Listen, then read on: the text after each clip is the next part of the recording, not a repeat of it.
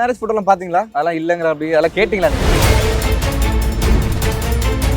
அவர் தெரியாம பண்றாரு இல்ல அந்த பரிதாபங்கள் மாதிரி தெரிஞ்சுதான் எல்லாமே தெரியும் ப்ரோ. டாப் டு பாட்டம் நூலிலையில எப்போ தப்பிக்கணும்ன்றதும் அவருக்கு தெரியும். எஸ்கேட் நான் துப்பாக்கி வாங்க போறேன், இனிமே உங்க கையில தான் வந்து இந்த தமிழ் சினிமாவே. அவர் எதுக்காக துப்பாக்கி வாங்குறாருன்னா, ஏற்கனவே வந்துட்டு தனுஷ் சார் கிட்ட வந்து கத்தி வாங்கி அறுத்துக்க பார்த்தாரு. இப்போ துப்பாக்கி வாங்கி அவரே சுட்டு செத்துருவார். அந்த மனுஷனுக்கு வந்துட்டு பப்ளிசிட்டி மட்டும் தான் பிரச்சனையே வாழ்க்கையில். பார்க்காத வேலையே இல்லை ப்ரோ. ஆக்சுவலாக நிறைய பார்த்துருக்கேன். டீ எடுத்துகிட்டு போய் கொடுக்குறது, மெக்கானிக்ஸ் எல்லாம் உட்காந்துருக்கேன். மெக்கானிக்காக வந்துருக்கீங்க. ஆக்சுவலாக க்ளீனிங் பண்ணியிருக்கேன் நான். என் கையில் நாளைக்கு காலையில் நீங்கள் தொடப்பத்தை கொடுத்து பாத்ரூம் கேட்டுருந்தேன். நான் பாத்ரூம் ஜாலியாக இருக்கும். ஸோ எனக்கு வந்துட்டு இது வேணும் அது வேணும் அப்படின்னு பெருசாக நான் கேட்டதும் இல்லை. ஏன்னா எனக்கு 2 அக்கா இருக்காங்க. ஒரு பொண்ணை வளர்க்குறதே ரொம்ப பெரிய விஷயம்ன்றது நமக்கு தெரியும். 2 அக்கா இருக்காங்க. இப்போ பசங்களுக்கு எப்பயுமே வந்து ஒன்று இருக்கும், இந்த செல்ஃப் ரெஸ்பெக்ட் இழந்து வேற வழி இல்லை, அட்ஜஸ்ட் பண்ணி போவோம். அதை சூழ்நிலை ஃபேஸ் பண்ணிருக்கீங்களா? எங்க அவமானம் இருந்திருக்குன்னா, ஸ்டேஜ்ல நிறைய காலேஜ் கல்ச்சர்ஸ் போனீங்கன்னா உங்களுக்கு தெரியும், நம்மள அவங்க கூப்பிடுவாங்க, காசு தர மாட்டாங்க. அது ஃபர்ஸ்ட் விஷயம். 5 நிமிஷத்துல மைக் ஆஃப் பண்ணிடுவாங்க. எப்போ கல்யாணம் எப்படி இருக்குன்னு கேட்டுட்டே இருக்காங்களே. ஒரு பெண்ணும் நீங்களும் சேர்ந்து போடுற புகைப்படம் வந்து அதிக ஃபேமஸ் ஆகிட்டு ட்ரெண்ட் ஆகிட்டு இருக்கு. என் முதல் மனைவி sorry bro. First love, first wife, first everything bro. Hip hop தமிழாக்கெல்லாம் நான் வந்துட்டு ஒரு பாயிண்ட்ல இருந்து இப்போ வரைக்குமே கொள்கை பரப்பு செயலாளர் மாதிரி சுத்தின்றிருக்கேன். என் நாடு, என் வீடு, என் மக்கள், இந்த தேசம், என் இனம், என் மொழி, என் உயிர், என்ன உறக்க சொல்வேன் நான் தமிழன்டா.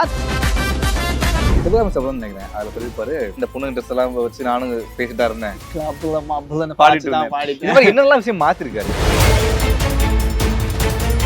டார்லிங் ஏசி திருவிழா, இந்தியாவிலே குறைந்த மாத தவணையில் ஏசி. உங்கள் தங்க நகையை விற்று உடனடி பணம் பெற maths gold call 04445454545. Presta Premium Women's Wear. Let your body love it. கலாட்டா தமிழர்களுக்கு வணக்கம். அதாவது பிக் பாஸ் அப்போ வந்து நம்ம ஏரியா பையன் எஃப்ஜேக்கு ஓட்டு போடுங்கன்னு சொல்லி ஆட்டோல போட்டுருந்தாங்க பாத்தீங்களா. அதனாலே அவரை வந்து நீங்க ரூம்குள்ள உட்காராதீங்க, வெளியே வாங்க, நான் ஏரியாக்குள்ள கூட்டு போய் அப்படின்னு சொல்லி ஏரியா கூட்டு இருக்கேன். வணக்கம் ப்ரோ. வணக்கம். எப்படி இருக்கீங்க? நல்லா இருக்கு. எப்படி இருக்கீங்க? பிக் பாஸ்க்கு அப்புறம் எப்படி இருக்கு வாழ்க்கை? நல்லா இருக்கு ப்ரோ. ஒரு மாதிரி ஜாலியா இருக்கு. பாருங்க, போற வரவங்கலாம் வந்துட்டு ஆய் பண்ணிட்டு போறாங்க. ஸோ அது எப்படி இருக்குன்னா வந்துட்டு எல்லாருமே வந்துட்டு அவங்க வீட்டு பையன் மாதிரி ஒரு மாதிரி ஓன் பண்றாங்க. அது வந்துட்டு ஒரு மாதிரி ரொம்ப சந்தோஷமா இருக்கு. நம்ம பிக் பாஸ் மாதிரியான ஒரு ஷோக்குள்ள போகும்போது என்ன நடக்கும்னா, நம்ம வந்துட்டு டைரக்டா ஒருத்தவங்களோட வீட்டுக்குள்ள போயிட்டு அவங்க வீட்டு பிள்ளையா மாறிடுவோம். ஸோ அவங்களாம் வந்துட்டு ஒரு பாயிண்ட்டுக்கு அப்புறம் வந்துட்டு நம்ம வீட்டு பையன்டா அப்படின்ற மாதிரி பார்க்க ஆரம்பிச்சாங்க. ஸோ அந்த மாதிரி இருக்கு. ஒரு மாதிரி ரீச்சா வந்துட்டு செம்ம ரீச்சா இருக்கு. ஸோ எங்க போனாலும் இப்போ நம்ம மூஞ்சி வந்துட்டு தெரியுது. ஓகே, இவன் வந்துட்டு இப்படி பண்ணியிருக்கான், பிக் பாஸ்ல இருந்திருக்கான், இது பண்ணியிருக்கான், அது பண்ணியிருக்கான், மூஞ்சி தெரியுது. ஸோ ரொம்ப ஹாப்பி. அடையாளத்துக்காக ஓடின பையன் திடீர்னு பார்த்தா அடையாளம் கிடைச்சிருச்சு. ஏன்னா நிறைய கஷ்டப்பட்டிருக்கீங்க, பேக் அண்ட் ஒர்க் பண்ணிருக்கீங்க, லைட்டிங் ஒர்க் பண்ணிருக்கீங்க, அண்ட் வந்து மைக் பிடிச்சிருக்கீங்க, இந்த மாதிரி நிறைய வேலை பண்ணும்போது திடீர்னு இந்த அடையாளம், இந்த செல்ஃபி எடுக்க ஒருத்தவங்க ரெகனைஸ் பண்ணி செல்ஃபி எடுப்பாங்க அப்படின்னு நிறைய பேர் செல்ஃபிலாம் ஏங்கிருப்பாங்க. அப்படி நீங்களும் ஏங்கிருக்கீங்கிறப்போ அந்த அனுபவம் எப்படி இருந்துச்சு உங்களுக்கு? புதுசா இருக்கு. அதான் இது என்னன்னா, முன்னாடியும் இது இருந்தது. ஏன்னா முன்னாடி வந்துட்டு ஸ்டார்ட் பண்ணது வந்துட்டு ஆதினாவோட பீட் பாக்ஸரா இருந்தது. ஸோ அப்படி இருக்கும் போதே வந்துட்டு ஹிப்ஹாப் தமிழாஸ் பீட் பாக்ஸர் அப்படின்றதே வந்துட்டு ஒரு பெரிய பேரா தான் இருந்தது. அதுலயே வந்துட்டு இந்த செல்ஃபி எடுக்கிறது அதெல்லாம் இருந்தது. இப்போ அது எப்படி இருக்குன்னா வந்துட்டு ஒரு இன்டூ 100 அந்த மாதிரி இருக்கு. ஒரு 10 பேருக்கு முன்னாடி தெரியும்னா இப்போ ஒரு 100 பேருக்கு தெரியுது. ஸோ அந்த மாதிரி வந்துட்டு அது ஒரு மாதிரி ஜாலியா தான் இருக்கு. ஜாலியா இருக்கு. ஆமா, அதே டைம்ல அது வந்துட்டு ஒரு மாதிரி ஐயோ வேணாம், எனக்கு இப்போ பிரைவசி வேணும் இருக்கு. இப்போ சின்ன வயசுல இருந்து எதுக்குலாம் ஏங்கிருக்கீங்க? அடையாளத்துக்காக போராடும் போது எனக்கு இதான் நல்லா இருந்திருக்குமே அப்படின்னு பார்த்து எதுக்குலாம் ஏங்கிருக்கீங்க? ஆனா எஃப்ஜே வந்து அவமானப்பட்டது உண்டா? ஏங்குனது நிறைய இடத்துல வந்துட்டு பெருசா வந்தது இல்லை எனக்கு. ஏன்னா வீட்டுல பெருசா எனக்கு வந்துட்டு வீட்டுல ரொம்ப பெரிய இந்த பணக்கார ஃபேமிலி அதுவும் கிடையாது, ரொம்ப ஏழையும் கிடையாது. ஓரளவுக்கு அப்பாவால வந்துட்டு மேனேஜ் பண்ண முடியும் அப்படின்ற மாதிரி தான். ஸோ எனக்கு வந்துட்டு இது வேணும் அது வேணும் அப்படின்னு பெருசா நான் கேட்டதும் இல்லை. ஏன்னா எனக்கு 2 அக்கா இருக்காங்க. ஸோ ஒரு பொண்ணை வளர்க்குறதே ரொம்ப பெரிய விஷயம்ன்றது நமக்கு தெரியும்.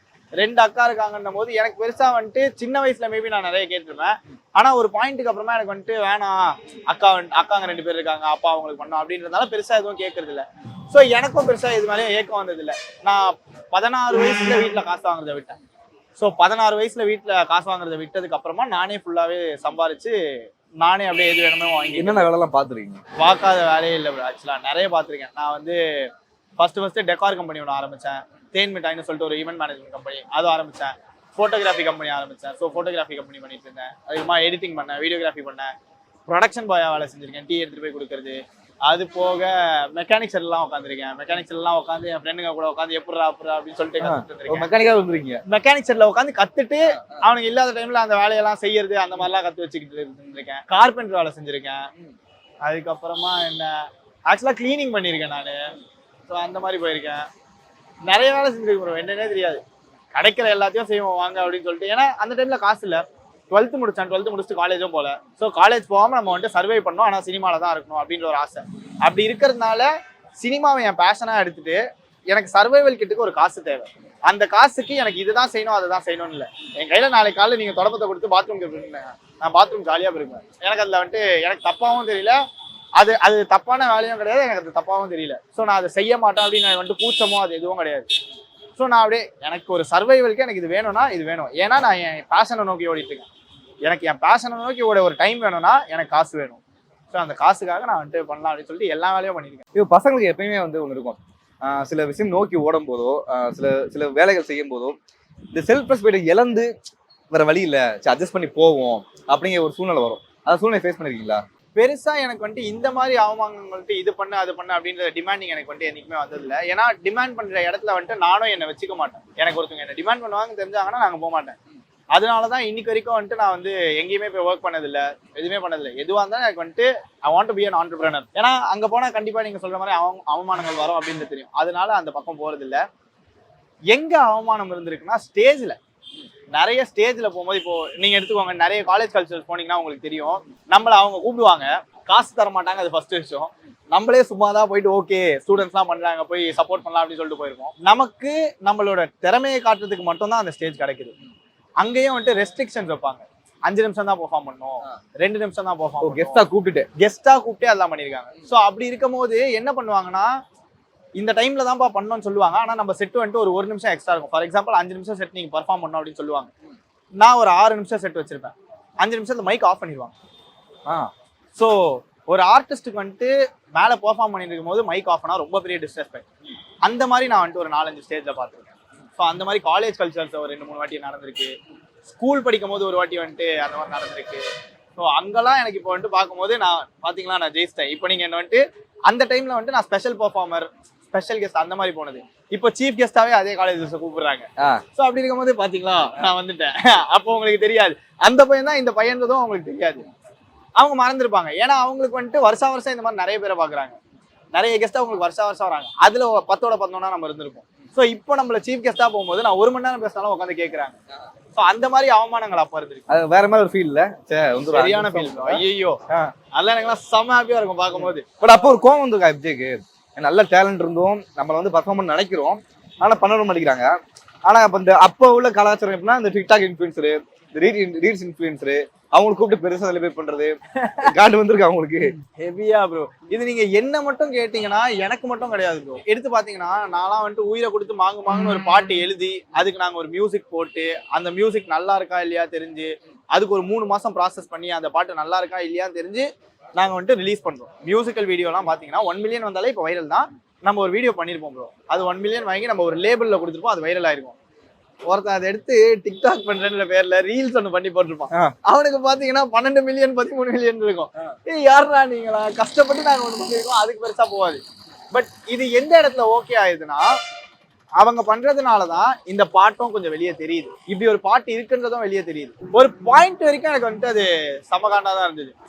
என்னடா இது கஷ்டப்பட்டு உயிரை கொடுத்து எதோ பண்றோம், எங்களெல்லாம் விட்டு ரீல்ஸ் பண்றவங்க டிக்டாக் பண்றவங்க எல்லாம் பாக்குறீங்களே அப்படின்ற மாதிரி காண்டெல்லாம் இருந்துச்சு. அதுக்கப்புறமா தெரிஞ்சிருச்சு நம்ம ஆடியன்ஸ்க்கு வந்துட்டு இதை தான் கொடுக்கணும் அதை தான் கொடுக்கணும் இல்லை, அவங்களுக்கு என்டர்டைன்மெண்ட் வேணும். ஸோ நம்ம எப்படி என்டர்டைன்மெண்ட் பண்ணாலும் பரவாயில்ல, ஸோ நம்ம பண்ணலாம் அப்படின்னு சொல்லி விட்டாச்சு. நம்ம அவங்களையும் தப்பு சொல்ல முடியாது, ரீல்ஸ் பண்றவங்களையும் நீ பண்ணக்கூடாது ஏன் பண்ற அப்படின்னு சொல்ல முடியாது. கிவ் அண்ட் டேக் மாதிரி எல்லாத்துக்கும் ஒரு நேரம் தான், அவ்வளவுதான். ஆனா இப்போ நிறைய பேர் சொல்லுவாங்க, இப்போ எப்டிட்டு வந்து கதை சொல்ல போகணும்னா அவன் வந்து 2 கதை கொண்டு போகணுமா, 2 லைன் கொண்டு போகணுமா. ஒண்ணு கொலை பண்ணி யாராவது தேடணும், இல்ல பேய் படம், எதுவுமே கேட்காம பாப்பா நடிக்கிறேன்ப்பா அப்படின்றாராமே. ஆமா ப்ரோ, எனக்கு ஆக்சுவலா நீங்க சொல்ல மாதிரிதான் தெரியுது, நானா எதுவும் தேடி போல இந்த மாதிரி கதைகள் வருது. ஸோ வரதுனால எடுக்கணும், எனக்கு இதான் பண்ணணும் அதான் பண்ணணும் இல்லை, எனக்கு எக்ஸ்பெரிமெண்டலா ஏதாச்சும் பண்ணிட்டே இருக்கணும். ஸோ நான் இதுக்கு முன்னாடி பண்ண எல்லாமே பாத்தீங்கன்னா வந்து எனக்கு அது எனக்கு நான் பண்ணது எல்லாமே வந்துட்டு big names. For example first project பண்ணும்போது வந்துட்டு சுழல்ல வந்துட்டு புஷ்கர் சார், காயத்ரி மேம், அவங்க வந்துட்டு ஏற்கனவே வந்துட்டு ஒரு பெரிய எக்ஸ்போஸ் டைரக்டர்ஸ். அதுக்கப்புறமா பாத்தீங்கன்னா அரண்மனை 4லையுமே வந்துட்டு சுந்தர்னா. ஸோ சுந்தர்னாவோட பண்ணும்போது அவரும் பெரிய டைரக்டர். ஸோ அது அப்படி போயிருச்சு. 3வது படம் பண்ணது ஆக்சுவலா பாத்தீங்கன்னா வந்துட்டு கடைசி உலக போர். ஸோ கடைசி உலக போர் பண்ணது வந்து ஆதினா. ஸோ ஆதினாக்காக பண்ண படம். அதுக்கு அடுத்து வந்துட்டு ஓம் காளி ஜெய் காளி. ஸோ ஓம் காளி ஜெய் காளியும் வந்துட்டு ராமுண்ணா பண்ணியிருந்தாரு. ராமுண்ணா யாருன்னு பாத்தீங்கன்னா நம்ம என்கிட்ட மோதாதேன்னு சொல்லிட்டு நட்டி சார் வச்சு ஒரு படம் பண்ணி ஆமா அவர் தான் ராமுனா. ஸோ ராமுனா வந்து ஓம் காளி ஜெய் காளின்னு ஒன்று பண்ணாரு. ஸோ இவங்க எல்லாருமே கேட்கறது வந்து இந்த படம் பண்ணோம் அப்படின்னு சொல்லிட்டு பண்ணும்போது அது வந்து எனக்கு ஒரு பெரிய டைரக்டர்ஸ் பண்றாங்க. ஸோ அவங்களோட ப்ராஜெக்ட்ல நம்ம இருக்கோன்றது ஒரு ஹாப்பினஸ், அதனால பண்ணது. இப்போ நான் சூஸ் பண்ணி எனக்கு வர படங்கள் நான் ஹீரோவா பண்ணோம் அப்படின்னு நான் பண்றேன்னா எனக்கு அந்த படங்கள்ல வந்து எனக்கு எக்ஸ்பெரிமெண்டலா இருந்தா ஓகே. எனக்கு அது கொலை பண்ணாதான் உண்டு, இல்ல பேய் படமா இருந்தாதான் உண்டுன்றதுலாம் கிடையாது. எனக்கு இந்த படம் தான் ஆக்சுவலா ஃபர்ஸ்ட் வந்துச்சு. ஸோ அப்ரோச்சா எனக்கு இந்த படம் தான் ஃபர்ஸ்ட் வந்துச்சு, அதனால பண்ணேன். மற்றபடி மக்களே நம்பாதீங்க, இனிமே எந்த கதைலாம் சூஸ் பண்ணலாம். ஜாலியா எக்ஸ்பெரிமெண்ட் பண்ண ரெடி. எந்த இன்ஃப்ளூயன்ஸை பார்த்து உங்களுக்கு அதிகமா வந்து ஏன் இவரெல்லாம் கூப்பிட்டாரு அப்படிங்கிற மாதிரி வந்து நினைச்சு பாத்துறீங்க? இப்ப மாறிக்கலாம் அந்த இந்த பாயிண்ட் ஆஃப் வியூ. நல்ல கேள்வி. அடுத்த கேள்வி, அநேகமா வந்து அவர் கூட நீங்க வந்து ஒரு 100 நாளோ ஒரு 80 நாளோ ஒரு 70 நாளோ வாழ்ந்துக்கலாம். கரெக்டா? இல்ல ப்ரோ நமக்கு வந்துட்டு நம்ம அவங்கள பார்த்து நம்ம வந்துட்டு டென்ஷன் ஆகுறதோ இல்ல காண்டாகிறதோ பண்ணோம்னா நம்ம வந்துட்டு அவங்கள பார்த்து வயிறு எறிகிற மாதிரி ஆயிரும். அவங்களுக்கு அவ்வளவுதான் தெரியும். ஸோ நம்மளோட நம்ம அவங்களை கம்பேரே பண்ணக்கூடாது. அதனால எனக்கு வந்துட்டு அவ்வளோ பெருசாலாம் இவங்களை பார்த்து ஏன்டா இவன் அப்படிலாம் எனக்கு தோணுனதே இல்லை. என் டேலண்ட் என்னன்னு எனக்கு தெரியும். ஸோ என் திறமை மேல எனக்கு நம்பிக்கை இருக்கு. அதனால எனக்கு வந்துட்டு பெருசா அதெல்லாம் இல்லை. என் திறமை ஒரு நாள் ஜெயிக்கும். இப்போ நீங்க சொல்ற அந்த டிக்டாக் பண்றவங்களோ ரீல்ஸ் பண்றவங்களோ எவ்வளோ டைம் பீரியட் வரைக்கும் இருப்பாங்க? ஸ்டேபிள் கிடையாது. ஸ்டார்ட் ஆகும், வரும், அதுக்கு பேர் வந்துட்டு ஒரு மாதிரி ஒன் ஹிட் வண்டர்ன்னு வாங்க. திடீர்னு வருவாங்க, அடிப்பாங்க, காணாம போயிடுவாங்க. ஆனால் நம்மளது அப்படி கிடையாது. இப்போ என்னோட கன்சிஸ்டன்சி பார்த்தீங்கன்னா நான் வந்துட்டு இண்டஸ்ட்ரியில் நான் ட்ரை பண்ண ஆரம்பிச்சு நான் பண்ணி 10 வருஷம் ஆயிடுச்சு. 10 வருஷமா நான் வந்து எடுத்த உடனே நான் வந்துட்டு பிக் பாஸ் போயிட்டேன்னா இல்லை சும்மா இப்போ நீங்க நினைக்கிற மாதிரி அந்த இன்ஃப்ளூயன்சர்ஸ் எல்லாரையும் சும்மா தூக்கி பிக் பாஸ்ல எல்லாருமே போட மாட்டாங்க. யாராச்சும் ஒருத்தரை போடுவாங்க. எத்தனையோ இன்ஃப்ளூயன்சர் இருக்காங்க. ஆனா மீதி இப்போ 20 பேர்ல ஒரு 15 பேர் வந்துட்டு இதுக்கு முன்னாடியே வந்துட்டு கஷ்டப்பட்டு ஆர்டிஸ்டா என்னென்னமோ பண்ணிட்டு வந்தவங்க தான் இருப்பாங்க. மீதி 5 பேர் தான் வந்துட்டு இதுக்காக போடுவாங்க. ஏன்னா அது ரெலவன்சி. ஸோ ரெலவன்சிக்காக போடுவாங்க. நான் வந்த உடனே வந்துட்டு நான் ஹீரோ ஆயிட்டேனா இல்லை இது பண்ணிட்டேனா அது பண்ணிட்டேனா கேட்டா கிடையாது. நான் உங்ககிட்ட சொன்ன மாதிரி எத்தனையோ வேலை செஞ்சிருக்கேன். செஞ்சுட்டு எனக்கு இப்போ வந்துட்டு கேமரா ஆப்ரேட் பண்ண சொல்றீங்க, எனக்கு பண்ண தெரியும். எடிட் பண்ண சொல்றீங்க, எனக்கு பண்ண தெரியும். ஃபோட்டோகிராஃபி தெரியும். ஸோ வீடியோகிராஃபி தெரியும். நான் கலர் கிரேடிங் பண்ணுவேன். ஸோ இது எல்லாமே பண்ணுவேன். இது போக நான் ப்ரொடக்ஷன்லையும் வேலை செஞ்சுருக்கேன். ஸோ நான் வந்துட்டு ப்ரொடக்ஷன் ரன்னராக இருந்திருக்கேன். நான் வந்துட்டு எக்ஸிக்யூட்டிவ் ப்ரொடியூசராக ஒர்க் பண்ணியிருக்கேன். ஸோ இதெல்லாம் போக நான் வந்துட்டு ஹிப்ஹாப் தமிழ் பீட் பாக்ஸராக இருந்து அவரோட ஈவெண்ட்ஸ்லாம் ஆர்கனைஸ் பண்ண ஆரம்பிச்சு அவரோட டைரக்ஷன் டீம்ல இருந்து அந்த மாதிரி ஒன்றா வந்து தான் நம்ம வந்துட்டு இவ்வளோ வந்திருக்கோம். இப்போ நீங்கள் அவங்க எல்லாருமே வந்துட்டு ஒரு பாயிண்ட்ல வந்துட்டு அவங்க எல்லாரும் ஹெவியாக ஒன்று அடிக்கும், செம்ம பீக்கு போவாங்க. அதுக்கு அடுத்து என்னன்றது அவங்களுக்கு தெரியாது. இப்போ எனக்கு நாளைக்கு இப்போ இந்த பீக் அப்படியே இறங்குதா, நான் போயிட்டு ஒரு கேமரா ஆப்ரேட்டராக மாறிடுவேன், நான் ஒரு எடிட்டராக மாறிடுவேன். இது எது வேணா என்னால் பண்ண முடியும். ஸோ அவங்களுக்கு அது வரமான்னு கேட்டால் தெரியாது. அதனால எனக்கு பெருசாக அவங்கள பார்த்து அது எதுவுமே தேவையில்லை. இப்போ நீங்கள் சொன்னதுனால ஒன்று சொல்கிறேன். இப்போ உங்களால் ஒருத்தர் இருக்காரு, அவர் வந்து அவரும் இன்ஃப்ளூயன்சர் தான், திவாகர் அப்படிங்கிறவர். அவர் வந்து எஸ்கேட் வந்து நான் துப்பாக்கி வாங்க போகிறேன், அவர் வந்து கொஞ்ச நாள் என்ன கொடுத்துருவாரு, நான் துப்பாக்கி எப்படிங்க திவாகர் இனிமேல் உங்கள் கையில் தான் வந்து இந்த தமிழ் சினிமாவே அப்படின்னு சொல்லும் போது அது நீங்கள் பார்த்துருக்கீங்களா, பார்க்குறீங்களா? இல்லை ப்ரோ, அவர் பேசிக்காக என்னன்னா அவர் எதுக்காக துப்பாக்கி வாங்குறாருன்னா ஏற்கனவே வந்துட்டு தனுஷ் சார் கிட்ட வந்து கத்தி வாங்கி அறுத்துக்க பார்த்தாரு. இப்போ துப்பாக்கி வாங்கி அவரே சுட்டு செத்துருவாரு. அதனால நீங்க ஃபீலே பண்ணாதீங்க, இன்னும் பிரச்சனை இல்லை. நம்ம அண்ணன் தான் பேசிக்கல. அதுக்கப்புறம் நான் பேசியிருந்தான் ப்ரோ இருக்கேன். அவரு ப்ரோ நான் யாருக்கிட்டயுமே பேசாம இல்லை. படத்தோட ப்ரீமியருக்குலாம் வந்தாரு. அப்படியா ப்ரோ? படத்தோட ப்ரீமியருக்கு அவர் வந்துட்டு இந்த மாதிரி நீங்க அவரை வந்துட்டு ஆன் கேமரா மட்டும் பாக்குறீங்களா, ஆன் கேமரா விட்டு அவருக்கு முன்னாடி ஒரு கேமரா இல்லாம அவர் கூட நீங்க பேசி பாருங்க. உண்மையாவே நல்ல மனுஷன் தான். அந்த மனுஷனுக்கு வந்துட்டு பப்ளிசிட்டி மட்டும் தான் பிரச்சனையே வாழ்க்கையில. பப்ளிசிட்டி வேணும், பப்ளிசிட்டி வேணும். இல்ல உங்களுக்கு ஆஃப் ஸ்கிரீன்ல பேசும்போது எப்படி இருக்கும், ஆன் ஸ்கிரீன்ல பேசும்போது எப்படி இருக்கும்? இல்ல ஒரே மாதிரி இருக்குமா? கான்ஷியஸ் ரொம்ப கான்ஷியஸ். அவரு நீங்க எல்லாரும் நினைக்கிற மாதிரி வந்துட்டு அவரு தெரியாம பண்றாரு இல்ல, பரிதாபங்கிற மாதிரி எல்லாமே தெரியும் ப்ரோ. டாப் டு பாட்டம் அவருக்கு நூல் இலையில நம்ம சொல்லுவோம்ல, நூல் இலையில உயிர் தப்பிச்சிட்டோன்னு, அந்த மாதிரி நூல் இலையில எப்போ தப்பிக்கணும்ன்றதும் அவருக்கு தெரியும். இப்போ அவர் சொல்ற மாதிரி அவர் கான்ட்ரவர்சிக்காக இவ்வளவு பேசுறாருல ப்ரோ, அவருக்கே தெரியாதா ப்ரோ எஸ்கே கையில இருந்து துப்பாக்கி வாங்க போறேன்னு சொல்றாருன்னா தளபதி கையில இருந்து சிவகார்த்திகேயன் சாருக்கு துப்பாக்கி வர்றதுக்கு எவ்வளவு நாள் ப்ரோ ஆச்சு? நடுவில் எத்தனை பேர் வந்தாங்க? ஆமா, கிட்டத்தட்ட 18 வருஷம் 19 வருஷம் நினைக்கிறேன். அவ்வளோ பேர் வந்துட்டு போயிருக்காங்க. ஸோ அதை ஒரு மனுஷன் அசால்ட்டா 8 மாசத்துல வந்துட்டேன்னு சொல்லும் போது அவர் வாங்கிடுவாருன்னு அவருக்கு தெரிஞ்சா வருவாரு. அவருக்கு தெரியும் எல்லாம் நடக்காது, எல்லாமே அவருக்கு தெரியும். அதை பேசுறதுனால இப்போ அதை உட்காந்து நம்ம 2 பேரும் டாபிக்கா பேசுறோம். அவருக்கு தான். இதெல்லாம் மேரேஜ் போட்டோ எல்லாம் பாத்தீங்களா? அதெல்லாம் இல்லங்கிற அப்படி அதெல்லாம் கேட்டீங்களா நீங்க? அது நான் பர்சனலுக்குள்ள நான் போக மாட்டேன். பர்சனலுக்குள்ள நான் பெருசா போக மாட்டேன். நம்ம கலாய்க்கிறது ஃபன் பண்றது அதெல்லாம் ஓகே. பர்சனலுக்குள்ள நம்ம போயிட்டு இது என்ன இப்படி சொல்றாங்க அப்படி சொல்றாங்க அப்படின்னு எல்லாம் கிடையாது. அவங்களுக்கா தோணுச்சுன்னா அவங்க ஷேர் பண்றாங்கன்னா ஓகே. இப்போ நான் என் பர்சனல்ஸ் நிறைய வந்துட்டு நான் சபரிக்கிட்டயோ இல்லை கனியக்காக்கிட்டயோ ஷேர் பண்றது தான் பண்ணுவேன். கனியக்காவும் வந்துட்டு என்கிட்ட வந்துட்டு இப்படி ஆயிடுச்சு அப்படி ஆயிடுச்சு சபரி சொல்லுவாங்க. ஸோ இந்த மாதிரி எங்களுக்கு நாங்க பர்சனலா வந்துட்டு எனக்கா தோணி நான் சொல்றேன்னா நாங்க சொல்லுவோம், அவங்களுக்கா தோணி சொல்றாங்கன்னு சொல்லுவோம். நம்மளா போய் அவங்க பர்சனலா தோண்டி எடுக்க வேணாம் அப்படின்றதான் பெருசா அவரை பத்தி கேட்கலாம். Super bro. இப்போ எதுக்காக இங்க கூட்டு வந்தேன் அப்படின்னா வந்து லாஸ்ட் 2 கேள்வி கேட்டேன். அதாவது இப்போ வந்து ஹிப்ஹாப் ஃபேன்ஸ்லாம் வந்து என்ன பண்ணுவாங்கன்னா மற்ற மியூசிக் டைரக்டர்ஸ் வந்து என்னடா பெரிய கேப்பாப் ஹிப்ஹாப் தெரியுமா அப்படின்னு வசனம் வந்து பயங்கர ட்ரெண்ட் ஆயிட்டு இருக்கு. சித்தனை சொன்ன வசனம் சித்தனாவும் ஹர்ஷதும் சொன்னேன். பட் நீங்க என்னைக்காவது ஒரு சண்டை போட்டுறீங்களா? என்னடா பெரிய கேப்பாப் ஹிப்ஹாப் தெரியுமாடா அந்த மாதிரி வந்து யார்கிட்ட ஃபைட் பண்ணதோ இல்ல வந்து எங்க அண்ணனை பத்தி தெரியுமா அப்படின்னு புகழ்ந்து பேசுவது அந்த மாதிரி ப்ரோ? ஹிப்ஹாப் தமிழாக்கெல்லாம் நான் வந்துட்டு ஒரு பாயிண்ட்ல இருந்து இப்போ வரைக்குமே கொள்கை பரப்பு செயலாளர் மாதிரி சுத்தின்றீங்க. நான் இப்போ பாடின பாட்டு பயங்கர வைரல் ஆச்சு. அந்த பாட்டு யாருக்குமே தெரியாது. அது ஆக்சுவலா பாட்டு கிடையாது. பாடுங்க. இல்ல பாட்டு கிடையாது, அது வந்துட்டு ஒரு இன்ட்ரோ. சோ ஆதினாவோட ஃபர்ஸ்ட் ஆல்பம் தான் மனிதன் தமிழன் அப்படின்னு சொல்லிட்டு ஒரு ஆல்பம். அதுல வந்துட்டு ஹிப்ஹாப் தமிழோட ஆல்பம் 2012 பண்ணாருன்னு நினைக்கிறேன். அப்படி ரொம்ப சின்னதா இருப்பீங்களே. ஆமா, ஸ்கூல் படிக்கிற டைம். அப்பதான் நான் வந்துட்டு ஹிப்ஹாப்னா என்ன, ராப்னா என்னன்றதுக்குள்ளே இன்ட்ரடியூஸ் ஆகுறேன். சோ 2012 ஹிப்ஹாப் தமிழன் ஆல்பம் வந்து அதுல ஃபர்ஸ்ட் ட்ராக் வந்துட்டு மனிதன் தமிழன். அது வந்துட்டு பாட்டு கூட கிடையாது, ஸ்பீச். வந்துட்டு தமிழ் தமிழ் என்று பேசுவது ஒரு ஃபேஷன், தமிழை வைத்து வியாபாரம் செய்கிறார்கள், நான் தான் தமிழை பற்றி பேச வேண்டும், நீ பேசக்கூடாது என்றெல்லாம் பல பேரால் சொந்தம் கொண்டாடப்படும் தமிழ் உலகத்தில் ஒரு காலத்தில் ஒவ்வொரு மனிதனாலும் பேசப்பட்ட ஒரு பொதுமொழி. ஆம், தமிழ் ஒரு பொது உடைமை. உலகில் சில மதங்கள், மொழிகள், கலாச்சாரங்கள், நாகரீகங்கள் தோன்றிய 2000 வருடங்கள் தான் ஆகின நிலை. சுமார் 20,000 வருடங்கள் முன்பே தோன்றிய மொழி நம் தமிழ் மொழி. ஸோ இந்த மாதிரி அது வந்துட்டு ஒரு 3 நிமிஷம் ஸ்கிரிப்ட். அது ஸோ 3 நிமிஷம் வெறும் ஸ்பீச் மட்டும் தான் போயிட்டு இருக்கும், பின்னாடி மியூசிக் போயிட்டு இருக்கும். இதை நான் உள்ள பண்ணது வெளியே வைரல் ஆயிடுச்சு. ஸோ அவரோட தமிழண்டா பாட்டு யாருக்கும் தெரியாது. ஸோ தமிழண்டா பாட்டு பார்த்தீங்கன்னா வந்துட்டு என்னாடி என் வீடு என் மக்கள் இந்த தேசம், நான் சுவாசிக்கும் ஒவ்வொரு மூச்சு காத்தும் பேசும் உயிருள்ள வர எந்த தமிழின் பெருமை, தமிழின் உள்ள கையாண்ட கதைகளின் உண்மை, கலை அறிவியல் மருத்துவம் அனைத்திலும் சிறந்து விளங்கிய என் தமிழினம் உலகுக்கு கலாச்சாரம் என்ன என்று கற்று எல்லோரையும் வாழ வைத்த எந்த தமிழினம் தாழ்ந்தவர் நாம் இல்லை, ஒரு போதும் இல்லை, அடிமையாய் வாழ்ந்தது போதும், அரச பரம்பரை உலகை உணரவை, 8 திக்கும் நம் புகழை பரவசை, அகத்திய மருத்துவம் அகத்துவம் அனைத்தையும் அழித்தன பிற மொழி தமிழதன் திரைத்தனம் உணர்ந்திட உயர்ந்திட அலை என எழுந்திட உலக தமிழனே ஒன்று கூடுவோம் வா, என் நாடு என் வீடு என் தேசம் இந்தியா, என் இனம் என் மொழி என் உயிரென உறக்க சொல்வேன் தமிழண்டா தமிழண்டா தமிழண்டா தமிழண்டா தமிழண்டா. ஸோ இந்த பாட்டுக்கு தமிழ் தெரியும்னு ஒரு பாட்டுக்கு இதெல்லாம் யாருக்குமே தெரியாது. இப்போ யாரையாச்சும் கூப்பிட்டு இப்போ ஹிப்ஹாப் தமிழா பாட்டு ஒன்று சொல்லுன்னு சொல்லுங்களேன். இப்போ ரீசெண்டா கேட்டீங்கன்னா வந்துட்டு 10க்கு 10ன்னு முடிச்சிருவாங்க. அது வந்து அவரோட சினிமா பாட்டு. ஆனா ஹிப்ஹாப் தமிழா இண்டிபெண்டன்ட் ஆல்பம் எல்லாமே டோட்டலா வேற. இண்டிபெண்டன்ட் மியூசிக்குள்ள அவர் வந்தது, இண்டிபெண்டன்ட் மியூசிக்ல ஒரு பாட்டுலாம் கேட்டீங்கன்னா வந்துட்டு இன்னைக்கு வரைக்கும் வாடி போட வாடி வந்துட்டு அவராலேயே அடிச்சு முடியுமான்னு கேட்டா தெரியாது. அந்த இறைவானா இந்த ஆல்பம்ல வந்த பாட்டு. சோ இந்த பாடல்கள்லாம் தான் வந்துட்டு ஆக்சுவல் ஹிப்ஹாப் தமிழோட கோர், லைக் பீக் ப்ராப்பர் அந்த இண்டிபெண்டன்ட் அப்படின்ற ஒரு மேட்ரு. ஸோ அந்த டைம்ல இருந்து இப்போ வரைக்கும் நான் வந்துட்டு மாதிரி எங்க அண்ணனுக்கு நான் தாண்டா பண்ணுவேன் அப்படின்ற மாதிரி அப்போதுல இருந்து ஒரு படத்துல சொல்லியிருப்பாரு, சிவகாமி சபதம் நினைக்கிறேன். அதுல சொல்லியிருப்பாரு, நானும் அப்படிதான் நினைச்சிட்டு இருந்தேன், இந்த பொண்ணு ட்ரெஸ் எல்லாம் வச்சு நானும் பேசிட்டா இருந்தேன், தெரியாம அப்போ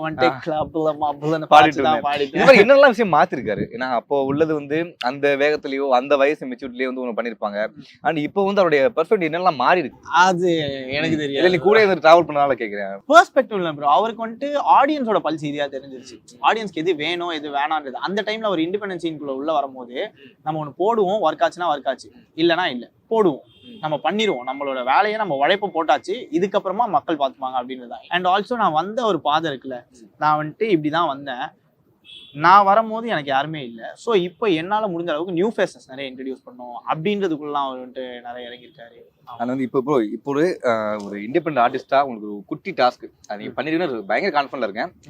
ஒரு 3 தலைப்பு கொடுப்பேன், ஓகேங்களா? அதுக்கு நீங்க டக்குன்னு ஒரு 5 லைன் வந்து ஒரு இப்ப பாட முடியுமா? ஏன்னா நீங்க ஆல்ரெடி எழுதி வச்சிருப்பீங்க, கண்டிப்பா மனசுல இருக்கும். அந்த மாதிரி கேட்பேன். காதல் என் வரிகள் ஒவ்வொன்றும் நான் உனக்கு படைப்பு மனது அழகு பெண்ண உன் காதல் எந்த முன்னே காட்டு உனக்கு கவிதை எழுத பழகினேன், என்ன காதல் செய்ய துவங்கினேன், காமம் வேண்டாம் நீ இருந்தால் போதும் என்று புலம்பினேன், காதல் இல்லை காமம் உண்டு, காமம் மட்டும் வாழ்க்கை இல்லை, உண்மையாக வாழ நினைச்ச காமம் அத்தியாவசியம் இல்லை, பைய பொண்ணு கூட இருக்கிற பெட்டில் தான் படுக்கிற, 2 நிமிஷம் சொகத்துக்காக வாழ்க்கையை வீண் அடிக்கிற, யோசிக்க நீ மறுக்கிற, பின்பு கஷ்டப்பட்டு துடிக்கிற, உடஞ்சு போன பானை திரும்ப ஒட்ட வைக்க நினைக்கிற. சோ இது பேசிக்கா என்னன்னு பாத்தீங்கன்னா, நீங்க காதல்னு சொல்றீங்க, இப்போ காதல்னா என்ன காமம்னா என்னதே தெரியாம. சோ காதலும் காமமும் ஒண்ணு கிடையாது. சோ இதுவும் வேற அப்படின்றதுதான் இந்த பாட்டு. சூப்பர். இப்போ காதல் தோல்விக்கு என்ன பாட்டு கொடுப்பீங்க? வாடிப்புள்ள வாடின்னு பாடுறாங்க தயவு செய்து. நினைவுகள் போதும் மனதினை நிரப்ப, நொடி ஒன்று போதும் முந்தன் வாழ்க்கை மாற, கனவுகள் எல்லாம் காட்சியாய் மாற, காண்பது எல்லாம் கண்டவாறே நம்மை சேர. யாருமே எனக்கு வேணா, யாருமே எனக்கு வேணா, யாருமே எனக்கு வேணா, வாழும் இந்த வாழ்க்கையில மறந்தது என்னதானா, மறந்தது என்னதானா, ஏத்துக்க என்ன ஏனா, உனக்காகவே வாழ போறேன். ஓஹோ ஓஹோ பிரியாதே பிரியாதே என்னை விட்டு பிரியாதே, உடைக்காதே உடைக்காதே மனதினை உடைக்காதே. Super bro.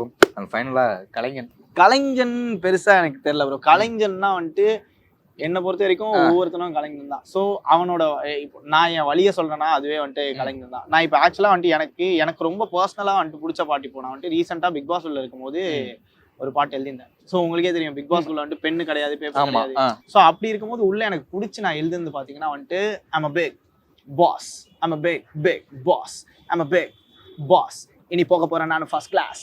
I'm a big boss, I'm a big boss, I'm a big boss, இனி போக போறேன் நான் first class. From no one to game done, இனி ஆக்க போற என்னுடைய வாழ்க்கை win, better run this in fun பிறந்து வளர்ந்தது எல்லாம் தமிழ் டைம். வரிகள் இருக்குது 1000 சொல்ல, வழிகளும் இருக்குது அவ்வளவு உள்ள, ஓட்டு வீட்டுல ஓரமா வாழ ஆசை இல்ல, நான் வந்துட்டேன் மேல, ஆளும் தெரியாம விட்டுட்டேன் காலை, கத்துக்கிறேன் இனிமே நான் உலகை ஆள, பர்சுல இல்ல கொஞ்சம் காசு, வெளியே போனா தம்மாசே, ஹே மிடில் கிளாஸ் பையன் ஆன கிளாஸு, மேல வந்துடுவேன் தெரிஞ்சுக்கோ பாஸே, everybody look at me, I'm straight from the seats of Chennai, தூக்கி விட்டேன் என்னை, வளர்த்தது தமிழ் தாய் அன்னை, பகைவரானாலும் அரவணை பேனே உன்னை. சூப்பர் ப்ரோ, பயங்கரமா இருக்கு.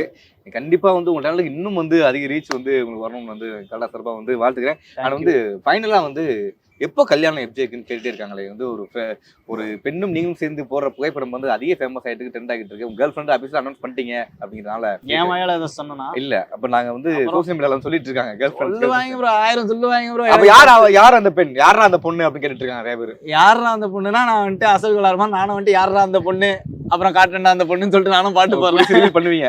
இப்போதைக்கு எதுவும் ஐடியா இல்ல ப்ரோ, இப்பதான் ஆரம்பிச்சிருக்கோம், இப்பதான் வந்திருக்கோம், பெருசா வந்துட்டு நம்ம எதுவுமே பண்ணல இன்னும். சோ அதுக்குள்ள நம்ம கல்யாணம்னு ஒண்ணு பண்ணி அதுக்கு அந்த கமிட்மெண்ட்ஸ்குள்ள போக வேண்டாம்.